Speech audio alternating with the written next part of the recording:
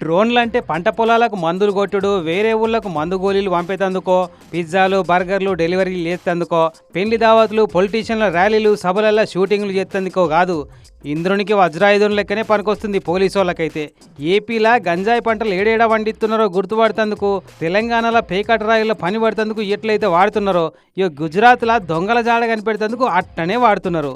ఇక ఊర్లో ఏడజాకుండా గుళ్ళె దొంగతనం చేసిన దొంగోడు అని డ్రోన్ తీసుకొని అడ్రస్ దేవులాడుకుంటా పోతే ఊళ్ళకు పోలీసు వాళ్ళు తన కోసమే వచ్చిరని కనిపెట్టి పట్టుకోండి చూద్దాం అన్నట్టే పొలాల పంటి పరుగో పరుగు పెట్టింది దొంగోడు. ఇక మీదికెళ్ళి డ్రోన్ కనిపెడుతుంది నన్ను అన్న సంగతి తెలియక దమ్ము రాంగా ఉరుకుడు పెట్టిండు.